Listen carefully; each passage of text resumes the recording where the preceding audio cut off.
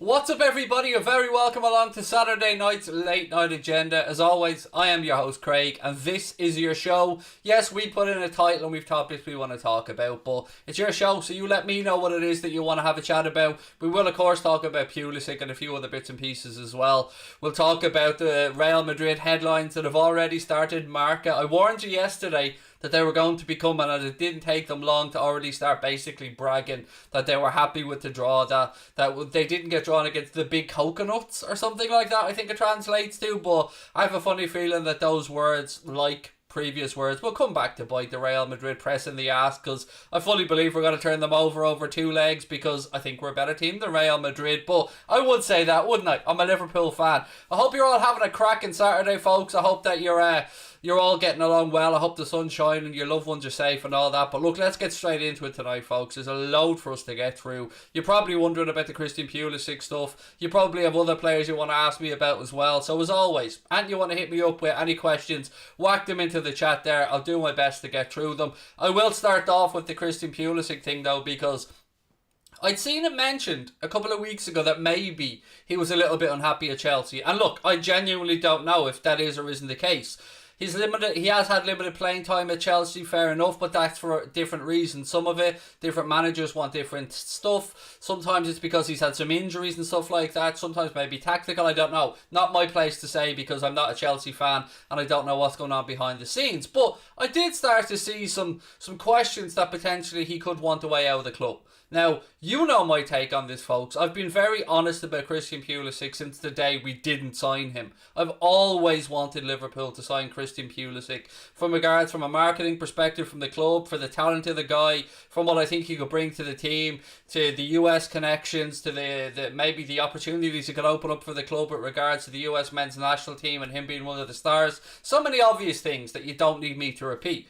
But once he went to Chelsea, I'd resigned myself to the fact that, look, it's not going to happen. He's a Chelsea player now. They got the deal done. Fair play to them. We missed out on that one. But as I said, over the past week or two, I started to see a few little things come up. And, you know, as always, you treat these things cautiously when you read them. But when I see Brad Friedel, obviously a former ex-Liverpool player, goalkeeper, when I see him coming out and saying that it will be the perfect place for Christian Pulisic, and when I've seen a few other bits and pieces, maybe some articles starting to suggest possibly, look, I've got no idea if Chelsea will do business with Liverpool on Christian Pulisic. I've got no idea if Pulisic. But all I can ever say is he's a player that I've always felt was somebody I would have loved at this football club. I seen a Chelsea fan in the chat earlier on saying that, please take him off us. And I think that goes to say how lucky Chelsea fans, I suppose, have been with the recruitment that the club have gone through over the past year or so. They've brought in some cracking players, and it'll take them time to gel and stuff. But, it's also important for us to remember as Liverpool fans that we still have an excellent nucleus of a team. But when I seen the links to Pulisic, it got me excited. I've no idea if it's genuine. I've got no idea if Chelsea would sell, how much it would cost, if he's in Klopp's plans.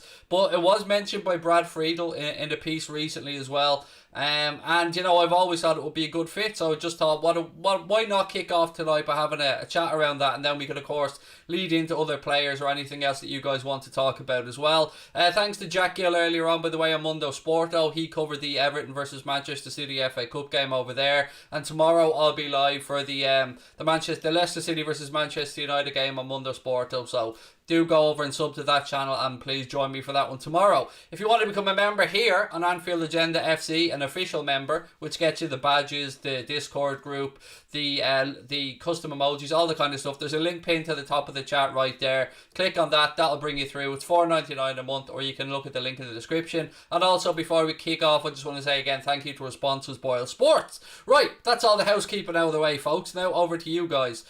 He's injury prone. I don't think I can remember many players Liverpool have been linked to recently, mate, who somebody hasn't said to me they're injury prone.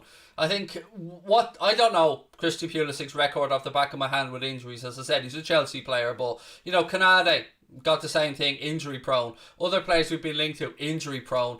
And I think maybe us as Liverpool fans were a little bit worried, because this has been a really bad year with injuries, some long serious ones, and everybody seems to be picking up knocks and strains. So I want to get your take on Pulisic, then I want to have a chat about Minamino and a few other bits and pieces as well. Right, what else have we got? Yeah, sorry, it did buffer there for a second. My apologies. But hopefully it's back on there now. It's meant to be if we beat Real, we get Chelsea in the semis. Well, the way the draw shapes up is the winner of Real Madrid Liverpool takes on the winner of Porto Chelsea in the semi-final, and on the other side it's the winner of Manchester City Dortmund will take on the winner of Bayern Munich versus Paris Saint-Germain. So I'm happy with the side of the draw that we're on. I think most Liverpool fans and probably Chelsea fans will be happy to be on this side of the draw as well. Any news on the Norwegian central midfielder for Sheffield? You mean Sander Berg? We have been linked with him. We were linked with him before he made the move to Sheffield United. Now, the only, I suppose, update I can give you is that articles I've read over the past day have suggested that Sheffield United, even if they get relegated, they won't be looking to recoup their money. They believe they've added value to the player and they'll be looking for more than, I think they paid... Actually, do you know, I don't remember what they paid, so I'm not going to lie to you because I just don't want to throw a wrong number out there. But they certainly seem to want to get more back than they paid for the guys. They believe that they've improved them, even though, you know, maybe he has been one of the shining lights on a poor Premier League campaign for Sheffield United. But those links are still there, mate. Yes, that is certainly true. Captain Sal said no to Pulisic, prefer Rafinha. Both quality. You know, I'd throw Neto into that conversation as well, mate. You know, I'm a sucker for a pacey wide forward. You know me, I've said it for years. We'll talk about Mbappe as well, by the way, because I want to give you a breakdown of the proposed package that has been thrown Kylian Mbappe's way. So let me just give you guys the numbers that are being spoken about here with regards to potential Mbappe numbers and, you know, why we may not be seeing him at Liverpool. So the offer that Paris Saint-Germain look to be putting forward to Kylian Mbappe to sign on and stay at the club would see him earn €30 million a year, which is €2.5 million a month, 576,923 euro a week, €82,192 a day, €3,425 an hour, or €57 a minute. Now, clearly, that is not a wage pack that Liverpool could match in any way, shape, or form. It's also not a wage packet that I imagine Real Madrid could match in any way, shape, or form. So then the question comes: what does Mbappe want to do? Does he want to maybe move on to a Real Madrid, a Liverpool, a whoever? Or will he accept those huge payday offers to stay at Paris Saint-Germain? And does he believe that he can achieve what he wants to achieve there? Not for me to answer on that one. But if anybody is to go in from... And I read an article that said that FSG are struggling to put together the package or struggling to put together the amount that it would take. If anyone's going to go for Mbappe, this is the summer. Because he's in a great position with 1 year left on his deal. He has some negotiating power from that side as well. And if he signs another contract to Paris Saint-Germain, I don't ever see it being a case where he's going to be able to be just taken from the club unless there's some ridiculous buyout clause inserted in there or something. So any interested parties around Mbappe, this is the summer to try and act and get that deal done. Salah is overrated. Absolute horseshit of the highest order. Mohamed Salah has done numbers that Eden Hazard, who Chelsea fans, by the way, have wet dreams over, could only dream about doing. He's absolutely danced all over Eden Hazard's record at Chelsea and what he did there as a player. And yet, for some reason, in the world of football, some people seem to think Mohamed Salah is overrated when his numbers speak for themselves. And that's not me being Liverpool biased. That is just the numbers. That's the stats. He has scored more goals in far less games and had more impact. So you can say Salah is overrated, and I would say to you, sir, that is complete nonsense. Mohamed Salah is an excellent footballer. I'm really good, Addison, mate. How are you? I don't get why Mbappe needs that much. Like, how can he only buy 6 supercars instead of 7? Now, that's not me saying that that's what Kylian Mbappe wants. That's what I'm saying. Paris Saint-Germain are apparently approaching him with an offer to stay on at the club. That's not me saying that Kylian Mbappe's wage demands are X, Y, or Z. I've got no idea what his wage demands are. But that's the package that apparently PSG are putting together to try and convince him to stay. That's all I can say.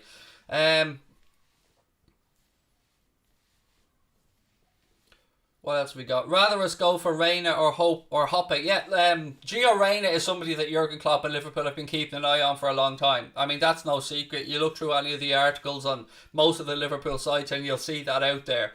I don't know if or when Liverpool could perhaps make a move for Gio Reyna, but again, I would agree he's a quality player and somebody who who I like to see us linked with, because he has a big future ahead of him. The other guy I genuinely don't know too much about, if I'm being honest. What have we got? Cully 4G, mate. I'm gonna give you a little word of warning. Don't mind the banter, don't mind this stuff, but you're starting to annoy me now with your obsession about Salah. You've made your point. You don't rate him that highly. No bother. You're entitled to your view. We've answered you. Now just drop the Salah, anti-Salah stuff, or just move on and watch something else. I don't know. I don't know what to say to you, mate. But every single comment you've been obsessed about Salah so far since you've come in. Would I expect Ramos or Varane at Liverpool next to Van Dijk? Would I accept? I wouldn't accept Sergio Ramos even fucking visiting Liverpool. Never mind coming into the club. I wouldn't want that. What's your words, Craig? No, I wouldn't want them. Varane, quality footballer.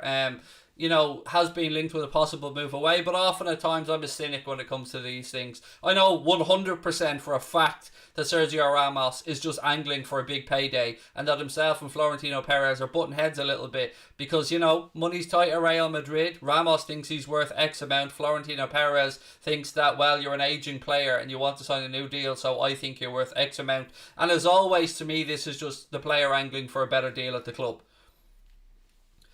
What have we got? Who's going down? Brighton, Fulham and Newcastle? I would say I think Brighton will stay up. Games are running out. Fulham probably. Yeah, Fulham look like they lost yesterday. There's 8 or 9 games to go for them. Scott Parker has got them playing decent football this year. I will give him that. I just don't think he has the personnel to really have a fair chance to keep them up in the Premier League. That's my honest view on the Fulham situation. Thoughts on the Champions League draw? Again, very happy about it. Real Madrid, look, I say happy about it. Real Madrid, obviously, a history club, 13 Champions Leagues.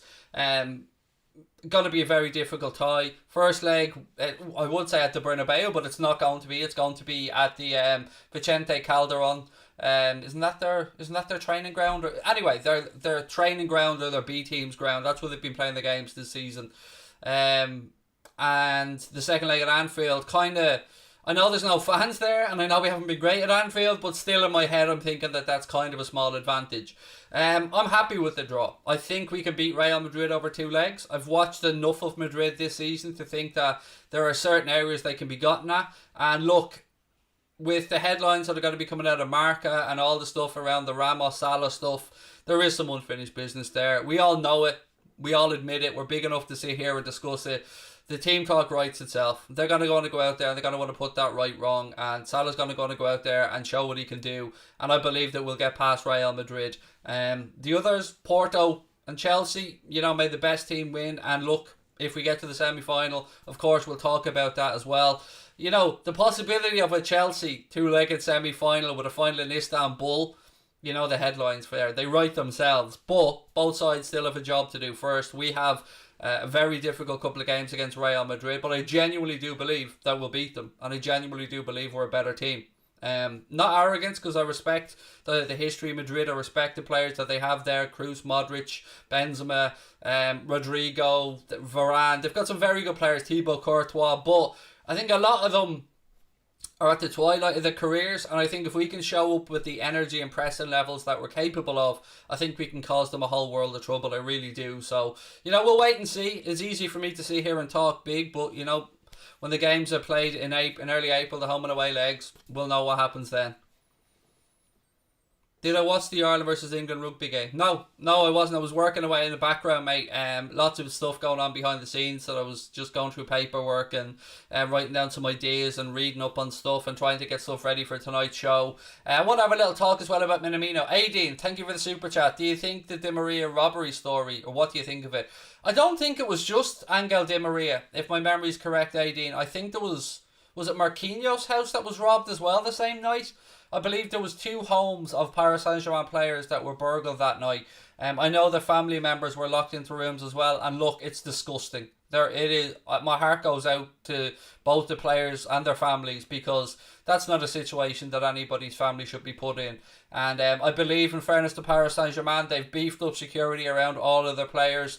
But I just let you know what type of lowlifes there are out there in the world. I mean, I genuinely, my heart went out to them. And I haven't got much time for PSG as a club, but as a human being, as a father with a wife and kids, yeah, I mean, I'm glad everybody's safe and okay, but it's just scary, really, isn't it? Let's be honest. It's scary that that type of stuff is happening. We've seen it happen in the Premier League and Premier League players as well. It's scary, scary times, folks. And, you know, probably going to have to beef up more security even more. And it's horrible to think that these players, I know they're superstars, I know that they don't live normal lives like the rest of us, but and I'm sure that they have cameras and dogs and some security, but maybe they're going to feel like in this society at the moment they need to beef that up even more. But yeah, it's terribly, terribly disturbing to hear about the family being involved and locked into a room and that. Like, it's, yeah, I wish them the best, I really do. And yeah, so sad, so sad. Don't need that in the world, really don't. Right, I can't believe the amount of injuries we have, said Anthony. There's a few, mate, isn't there? We've had a few. Corner taken quickly, you say? Oh, the memories flooding back immediately. Immediately, as soon as you say it. That Barcelona game, the moves coming out, the celebrations, oh, the joy of it all. What about Daka, said Milo. It's gone very quiet, mate, on Patson Daka. I can only reiterate the same things I've said before. 1, the club have been monitoring him. 2, he's represented by Freddie Canute. 3, we've got a good relationship with Salzburg. Their manager Jesse Marsch as well does a great job. He's been linked, by the way, to the Celtic job. I don't know if you guys have seen that, the Salzburg manager Jesse Marsch. Also, while we're talking about Celtic, actually, Udson Edouard is another player who's been linked to Liverpool. I think his contract runs out at the end of this year, and I'd seen something in the Echo earlier on today when I was flicking through all the various rumours and articles on different sites, suggesting Edouard, who I think has scored 20 in every campaign he's been at there in the couple of years he's been up at Celtic. Very difficult to judge. Now, I know he was a PSG player, but it's very difficult to judge the quality of a player coming from the SPL down to the Premier League. Now look, there have been those like Virgil van Dijk who've made it look ridiculously easy, and then we look back at them and go, why didn't we just buy Van Dijk off Celtic before he went to Southampton? I have, to be honest, and I've always told you guys, I do not watch much SPL. When I have seen Edouard play, I've seen a mixed bag. I've seen some good stuff and I've seen some bad stuff. Do I think that he is the quality of player that will change our front line? No, I don't. That's my honest opinion. I'm not saying he's not a good player, but I think for us to really push Jota, Firmino, Mane, Salah, an attacking player does seem to be Jurgen Klopp's preference. I mean, that's been put out there fairly openly by the media. But he wants to add to what we have at the club. And I don't think, let's say we move on Origi, that Edouard is going to be a huge upgrade on Origi. But maybe I'm completely wrong. Again, I'm always open to being corrected if I am wrong. Thoughts on Chelsea in the semis? I've already talked about that last night, David, mate. Both clubs have two games to get through, two difficult games to get through. First, obviously, us with Real Madrid, Chelsea with Porto, but, you know, a semi-final with Chelsea and then a final in Istanbul on the horizon just brings back a lot of memories for us Liverpool fans. You think we'll beat Real Madrid? Yes, I sincerely do think we'll beat Real Madrid, mate.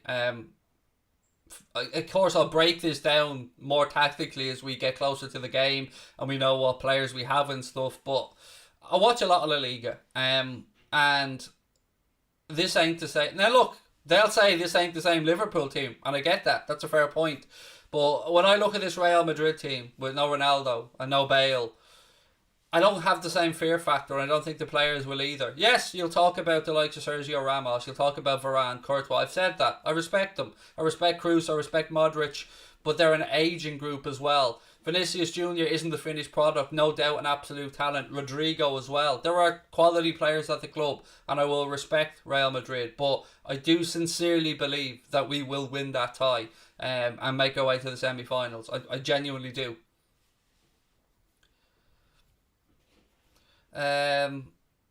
Madrid are overrated. We'll smoke Madrid. Good. I'm glad to see that, you know, it's not me being deluded here, that fellow Reds or fellow football fans are agreeing with me. I think you're going to see a semi-final lineup, if I'm to take a stab at it, of Liverpool, Chelsea, Manchester City, and I genuinely can't call the other one. This one I'm struggling with. I've got to be honest with you. The Bayern Munich PSG tie is one that I'm struggling with because yes, we can point to last year's final, but there were important saves made by Manuel Neuer at times there as well. So I think that's going to be the most difficult of the semi or the quarterfinals to call for me. Far more so than the Liverpool Madrid tie. I think that's going to be the one that has me stumped. I think I'm just glad that we're on the opposite side of the draw to PSG, Manchester City, and Bayern Munich. Put it that way. I'm happy with the side we're on. Is Suarez too old to return to Liverpool? Yes, he is. I think there is some clause in his contract, if I remember reading rightly, that he could leave Atleti this summer. But look, he is too old. I enjoyed his time at Liverpool. I'll always look back on it fondly, but yeah, he's definitely too old. What do you think about having only 2 days break? That's been changed. The Arsenal game has now been moved to the Saturday, so we'll have 3 days. So it was, I think, supposed to be the 4th of April. Now it's the 3rd of April. No kickoff time has been confirmed yet that I've been made aware of, but the game has been moved, the Arsenal game, from the Sunday to the Saturday. And, the television companies, I'm sure, will look at that again, but I can confirm that has definitely been moved. So Liverpool will have that 3-day rest, or 3 days between the games. That much I can let you know for certain. I think PSG will beat Bayern, then Liverpool will face Porto in the semis. Wow. I know Porto did really, really well to get past Juventus, and they're set up in a way that they counter-attack very well. They can drop deep and defend deeply. And I thought Pepe was unbelievable, by the way, particularly when they went down to 10 men against Juventus. But I've got to be honest and say I can't see anything other than Chelsea beating them. A second leg at Stamford Bridge as well. I've been very impressed with the way Thomas Tuchel's gone about his job at Chelsea and the structure and the system that he's put in place. Yes, you'll always get somewhat of a new manager bounce, but it's right to give credit where it's due as well. I've done the Champions League draw to bits now, so I think we'll move on from that. Takumi Minamino, folks. Let's have a conversation around Minamino, because people have been asking me lately as well, what's happening with him? It looks like, if you're to be believing the newspapers again, that there's no future for Takumi Minamino at Liverpool, and there is talk of a move to, I want to say Sevilla, but it's definitely Spain, for around £8.6 million. Now, personally, I think he's worth more than that. I know you can say, Craig, we only paid $7.25 million. He hasn't done much, but I think he'll show enough during the rest of the season there at Southampton that, one, maybe Southampton will look to buy him, because, if they could get a player for less than 10 million that can do what Taki can do, and for whatever reason, it just looks like it hasn't worked out at Liverpool. Now, I have no definitive right to sit here and say his time is over, because that's not my call. But we all didn't get to see too much of him, so it's very difficult to make a judgment call on that. He's done all right. He had an injury, but he's done all right at Southampton under Ralph Hasenhüttl, and we'll wait and see what happens at the end of the season. Love to know what you guys think as well, by the way, because it's a tough one, the Minamino one. It really is. Aideen, have a lovely evening. See you later. Thank you for the super chat again, my friend. I'm not even going to acknowledge the little there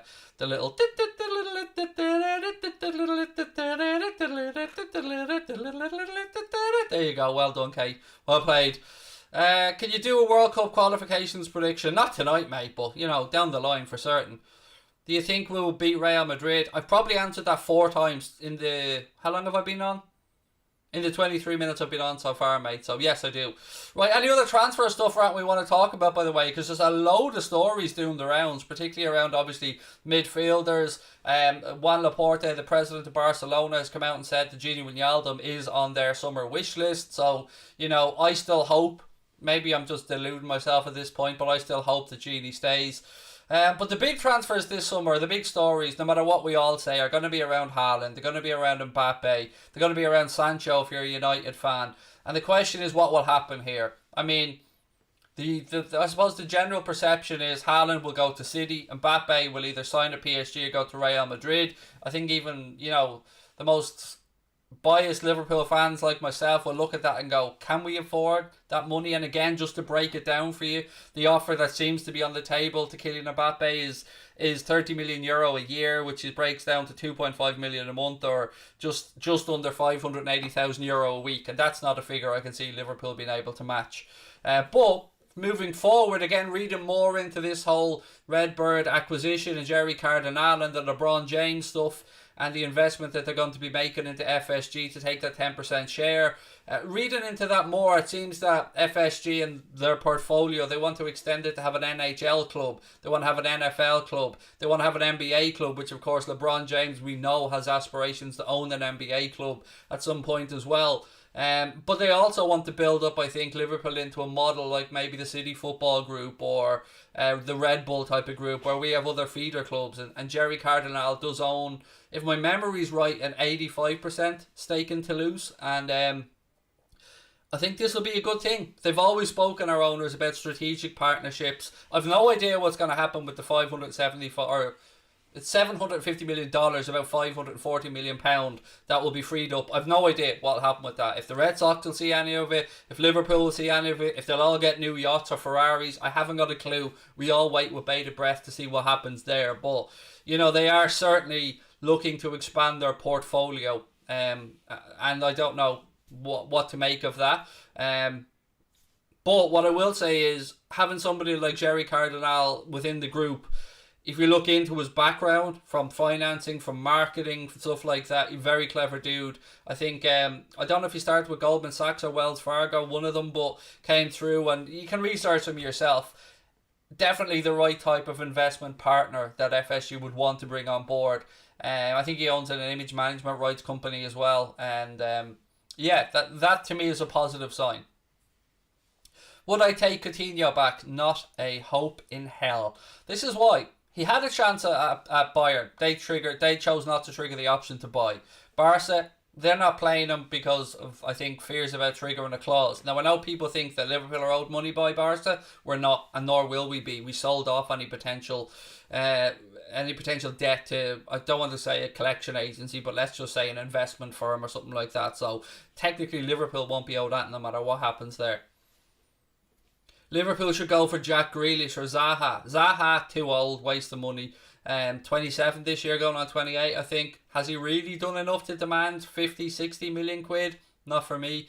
Jack Grealish, quality footballer. I have my own take on whether his style would suit Liverpool, but again, I don't see Liverpool stumping up the money for Jack Grealish. I think that we may look and see that there's better value in the European market. But no doubts about Grealish. He's come on leaps and bounds this year. He's been absolutely phenomenal. Will Salah leave Liverpool this summer? Again, Keane, I have no inside information either way on this, but from what I've been reading and the few little brief conversations I've had, the plan is not to sell any of the lads this summer. So Salah, no. Mane, no. Firmino, no. Obviously Jota, no. There's been some nonsense stories as well linking Thiago with a move back to Bayern. That's not going to happen. There's been some stories doing the rounds to say that we're, I don't know where this one came from exactly, to say that we're on the verge of signing that Ezekiel Garay, the guy who used to play for Valencia, 34 years of age, defender. But we could have got him on a free in January. He's a free agent, so I don't know why suddenly Liverpool will be looking to do that deal imminently now. Makes no sense to me whatsoever. So I think we can put that one on Bullshit Island as well. So if there's any other transfer links you guys want to ask me about, feel free to throw them in, and if I've heard that, I'll talk about it, no problem. What about Sam Maximum? Quality footballer, mate. I put him in the same category as I've always put Adama Traore in. I'm not quite sure yet. Definitely undoubted ability there, but I'm not quite sure about consistency and moving up that next level. But undoubtedly a good talent, no doubt. Zenith Clip said Pulisic is just crap, never turns up. He'd be playing for a bottom half club if he wasn't American. I would massively disagree with you, mate, but everybody is entitled to their own opinion. I really rate Christian Pulisic, always have and will continue to do. Somebody asked me recently when I went on Craigo28's Chelsea channel, we were doing a little preview of the game, and shout out to him, by the way. He asked me what Chelsea player worried me, and my answer was Pulisic, because his footwork, his speed inside the penalty area, he's always just looked like a penalty waiting to be given. Whenever that lad gets on the ball, I get worried, because his speed of footwork and his I rate him. I really rate the lad. But then again, we all do see things differently, and I have to respect that as well. Thoughts on Rodrigo from Madrid coming to Liverpool? Haven't seen any genuine links of it. Again, if I'm thinking about it strategically now and I'm Real Madrid, it's going to be your higher earning, more senior players you're going to want to get off the wage books and keep your younger, hungrier talent. So I would imagine that it would be more likely to see Kroos or Modric or Ramos or those aging players pushed on from Real Madrid and keep the young, hungry players for that next generation. So I would say probably no, but I haven't seen any links linking them to us, to be fair. James Maddison, again, I don't think Leicester City are a club that we're going to want to go to try and do business with. They don't sell cheaply. They have good owners who don't need to sell and want to be moving in the right direction. So I can't see that being done. Someone else was in there I want to talk about. Yuri Tielemans, again, back to the same situation with Leicester City. It's going to cost the sun, moon and stars because Leicester are not a club that get pushed around easily in the transfer market, whether we want to admit that or not. They absolutely fleeced United for Maguire, we know that, and they've a record of buying good players cheap and getting top dollar for them, like Kante when they move them on. Thoughts on Naby Keita? Really like him. Hope he can prove his fitness, and if he can maintain his fitness for at least the end of the season, we've got one hell of a player on our hands ready for next season. What else have we got? Sorry, I'm just going through as many of these as I can. Poor Caleta-Car sitting at the airport, but they said no. Interesting on that, actually, Lance. I was reading something earlier on just before I came on. I may even have the article still open here, so let me just pull this one up. Was it on this one? Yeah, there was something I read, actually. Let me just pull up this article now and I'll read out actually something about that. Because I'd seen something to do with Caleta-Car actually earlier on. So 1 second, let me just find the story. Yeah, so here it comes. It says, new claim of a Caleta-Car to Liverpool saga.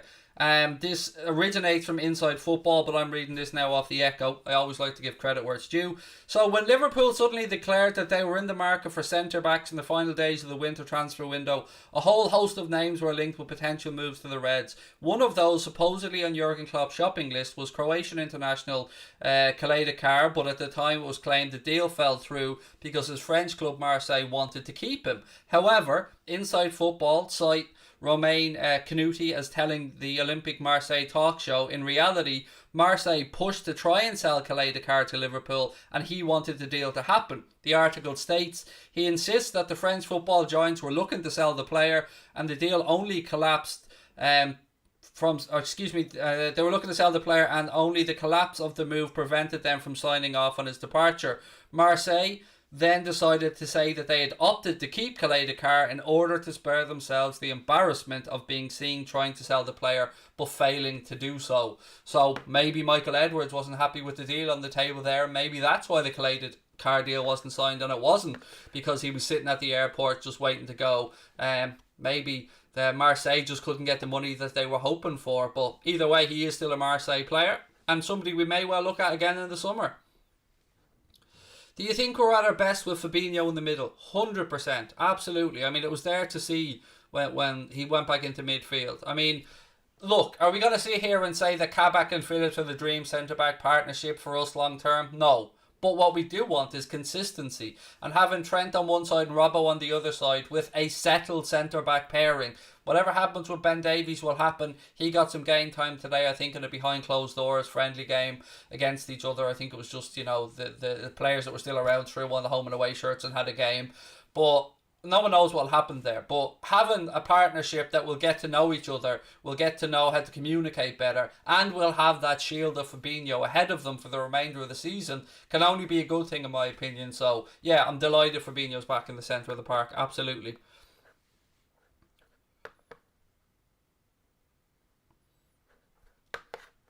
I'm going to just pull this story out. Sorry, I'm not even going to acknowledge.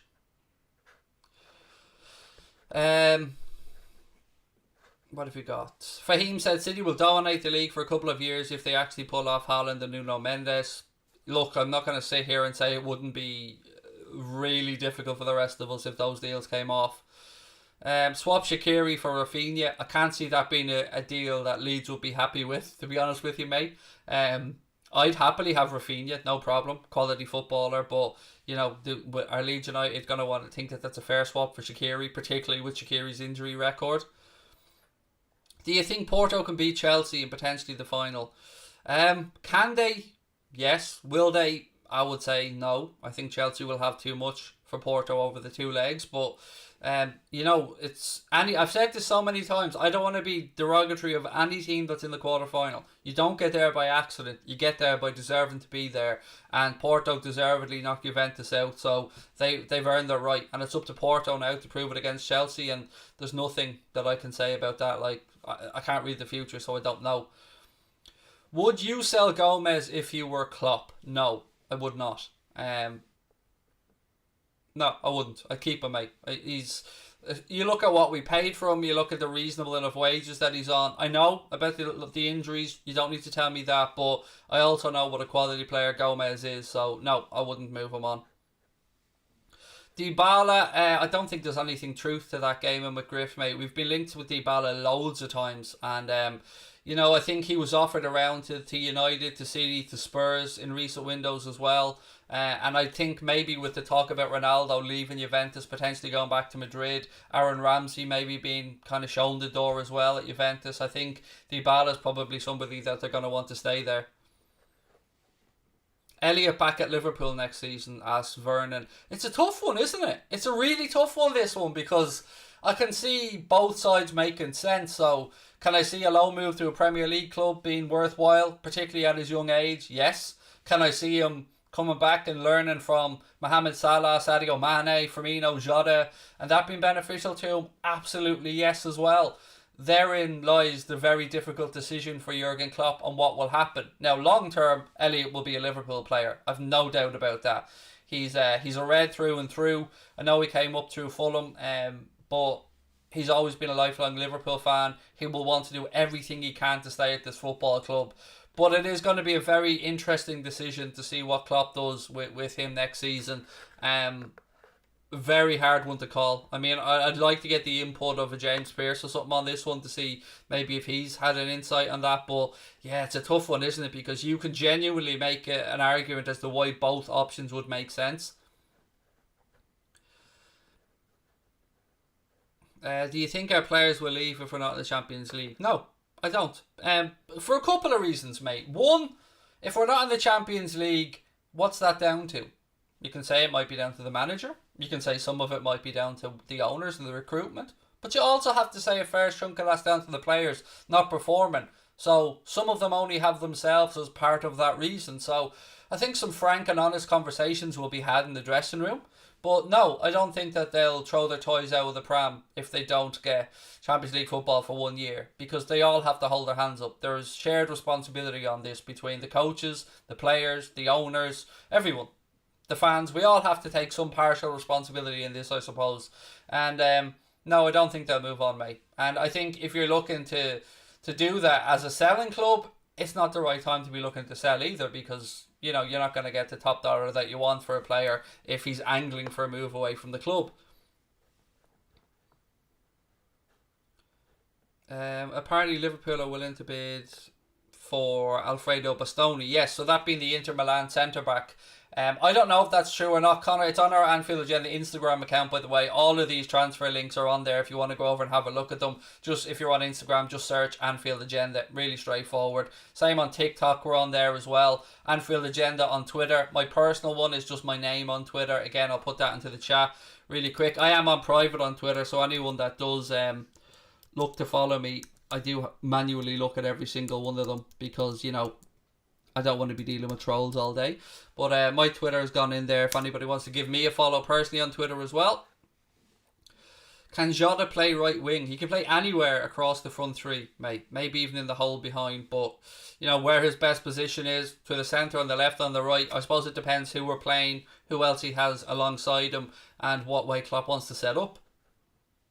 How long do you think FSG will stay as owners? I would guess at least another 3 to 5 years. Again, complete guesswork. They look like building up their portfolio of sports clubs / franchises now, not looking to offload them. And you know, the way football is going, it's just look at what they bought the club for, look at what the club is valued at now, and I think there's probably more investments to be put into the club and probably more value to be added. Can Mane play right wing? 100%. That's where he started. When he came to Liverpool from Southampton, that was his position. It was only when Mohamed Salah came to the club that that switch was made over. So his preferred position was on that right hand side, and he kind of had to. He moved to accommodate Mohamed Salah, really. So yes, he can play right wing. Should we rest players against Arsenal for Real Madrid? Again, depends where the league's looking at there. Depends how people come back from international duty. But no, I don't think we can afford to be that arrogant. I think we have to try and fight on both fronts now. We've got to try and win every league game we've got left and hope that by some outside chance we can find our way into the top four. And you can't be looking to just depend on the Champions League. So, you know, they'll have a period now where a lot of them will get some rest and they need to come back raring and ready to go for a big, big push for the end of the season. George, today's been pretty good, man. So, McQuake said, opinions on Tsimikas. Again, another player who's been linked with a move away from the club. Very difficult for me to sit here and give you an honest assessment of him because, look, let's be honest, we haven't seen too much of him because of illness, because of injuries. Napoli have been rumoured to be interested in selling Costa Tsimikas. Now, we know at the time Liverpool were looking at him and Jamal Lewis, and Jamal Lewis has since gone to Newcastle, and Tsimikas came to Liverpool, and I have no idea whether he's still in the Gaffer's long-term plans or not, because we've nearly gone through an entire season now and only seen glimpses of Costa Tsimikas. So we honestly don't know what he's capable of in this Liverpool system. So really, really hard to say on that one. But we have seen links to Napoli pop up.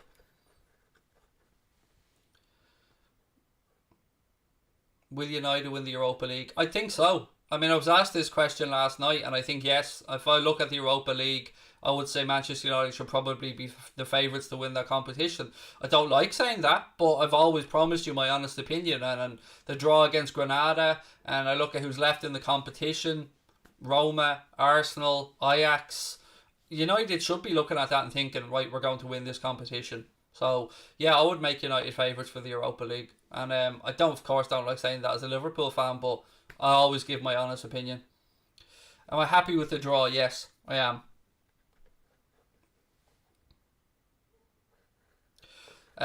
Jack, we've spoken about the Bastoni thing a minute ago, mate. The Inter Milan centre back. Again, I've no idea if it's true or not true, but you know, as you've said, our friends at the One Football app there, or you say, are reporting that Bastoni's one of our top targets. I don't know if it's true or not, but again, Inter are a club looking to build and move forward, and we still don't know what's going to happen with regards to Ozan Kabak. You know, he's still got time to prove himself. We know what that deal is there for. We know that it's a loan deal with an option to buy for 18 million plus add-ons. He's time to prove himself. I would sell Joel Matip in the summer. I've said that all along, and I'd look to bring in somebody else because I've no doubts about Joel Matip's ability, but you know, we can't trust him with regards to staying fit, which is really unfortunate because he's a quality defender. Do I think Thiago's a flop? No, that's a ridiculous statement to make. One, he hasn't been playing in the league longer than 6 months. Two, he has been, but he's been out injured and stuff. Three, no, where have we got? Let's start this one again. One, he hasn't played with midfielders he's been brought in to play with, so he hasn't really got to set up alongside Henderson and Fabinho. And we did see him with Fabinho and Gini against Leipzig, and I thought that he showed what he was capable of. We've seen glimpses of him, obviously, when he came in before and played against Chelsea when they were down to 10 men, showed what he was capable of.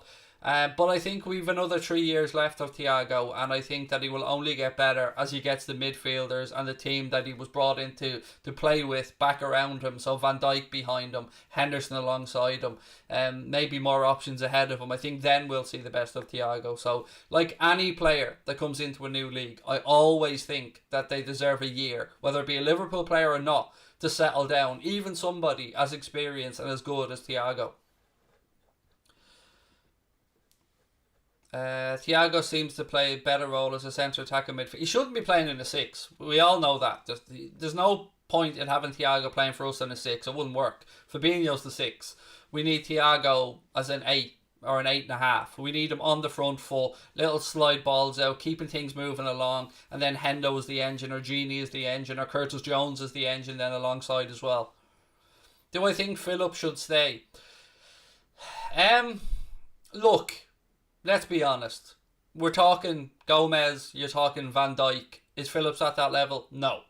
Has he done himself any harm in what he's done since he's been here and since he's played? Absolutely not. He's enhanced his reputation dramatically. He has apparently 2 years left on his Liverpool deal. He was close to going to Swansea or Bristol last summer. And will Jurgen Klopp see enough in him to think that maybe he's matured enough? Maybe he could be kept around as a 4th choice? I don't know. But then you also have to ask, would Nat Phillips be happy being a 4th choice centre-back? He's had loan spells at Stuttgart. And it's a tough one, but, I mean, realistically, he's not good enough to be playing for Liverpool. Let's be frank about it. We're all grateful and we will cheer the man on till the end. He's put his body on the line, stuck his head where it's hurt, and hasn't really put a foot wrong. But he's not really suited to the high line and the quick-paced attack and play that we like to play with. But, you know, he's going to go down in folklore for what he's doing at the minute, and rightly so. And I think even he will be delighted with where he is right now. But in the long term, no, I don't think so.